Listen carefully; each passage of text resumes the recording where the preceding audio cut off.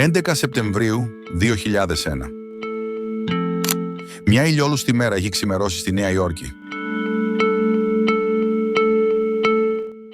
Οι δρόμοι γεμάτοι με ανθρώπους και μια καθημερινή Τρίτη έχει μόλις ξεκινήσει.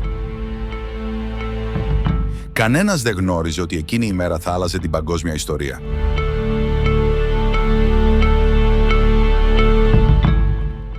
Ταυτόχρονα, ένα 767 της American Airlines ετοιμάζεται για το κλασικό του δρομολόγιο από στη Βοστόνη.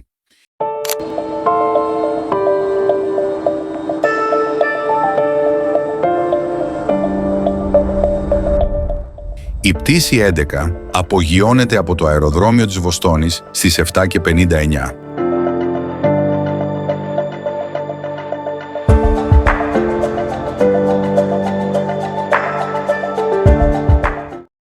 Στις 8:14, 5 άτομα με αρχηγό τον Μοχάμεντ Άτα αεροπειρατούν το αεροπλάνο.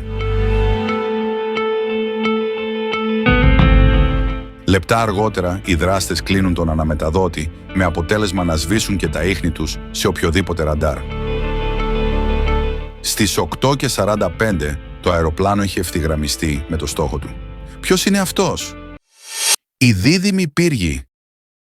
Οι δίδυμοι πύργοι, ή αλλιώς το Κέντρο Παγκόσμιου Εμπορίου, αποτελούσαν τα δύο ψηλότερα κτίρια στον κόσμο με ύψος 417 μέτρα.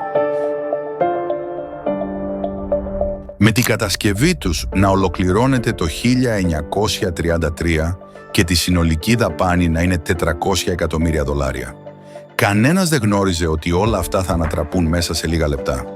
Πίσω στην πτήση 11, η ώρα είναι 8:46 και το αεροπλάνο καρφώνεται με 700 χιλιόμετρα την ώρα στο Βόρειο Πύργο.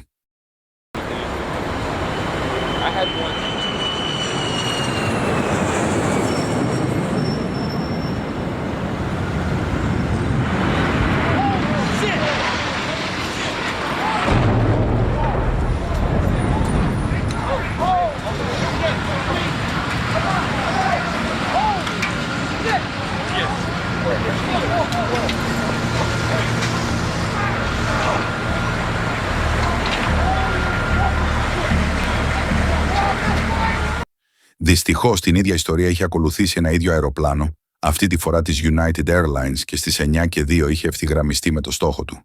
Ένα λεπτό αργότερα είχε θαυτεί μέσα στον Νότιο Πύργο. Sides of tower number 1, and that is the only building. It's exploding right now, Tommy. We're seeing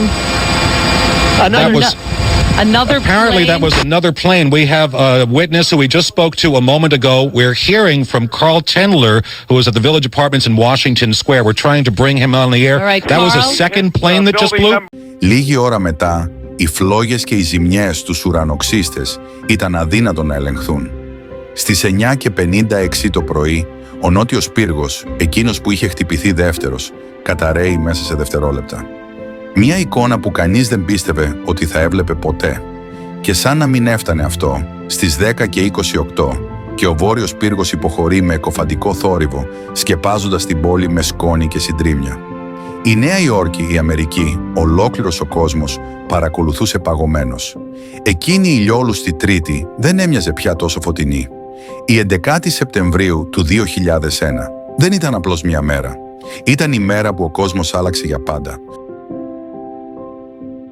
Στο επόμενο βίντεο θα αναλύσουμε τους ενόχους.